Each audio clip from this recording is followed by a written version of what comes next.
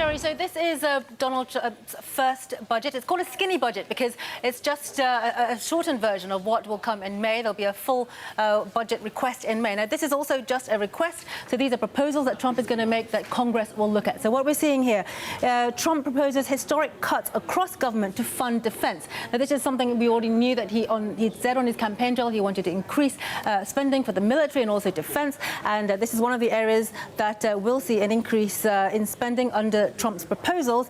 He's also seeing that President Trump's full-year 2018 budget requests propose historically deep budget cuts, and that is something that will hurt a lot of government departments. So we're looking at proposed increases, for example, for the Pentagon, an increase of $52.3 billion, that's about 10%, and also the Department of Homeland Security at about $3 billion, which is about 7%. Reductions, though, will hit the EPA, so the Environmental Protection Agency, and also agriculture and energy areas as well.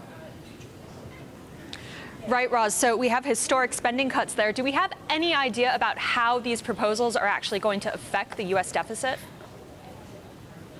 Well, the thing is that the cuts across domestic departments are so deep that really we're not going to see a lot of impact on the deficit actually into the long run. That's if these proposals actually get put through. Of course, we see that Congress has a lot of power over this. Donald Trump will make these proposals, but they will be looked at, and therefore some of them may not actually get through. Some of them will be changed. So a lot will depend on what happens in the coming weeks once he's actually put all these proposals forward.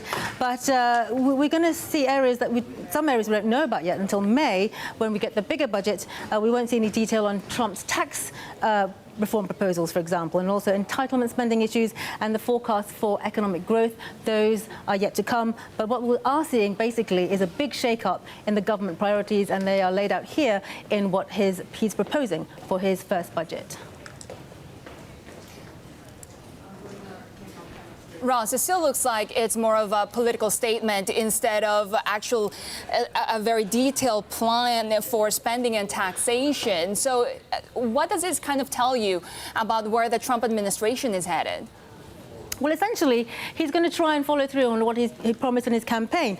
The White House budget director, Mick Mulvaney, has told reporters Trump is trying to shrink the role of government, and also said he's going to follow through on the things he had promised in his campaign. He actually said if he said it on the campaign, it's in the budget. So that is essentially where he's going with all of this, politically translating, or financially translating what his political promises were.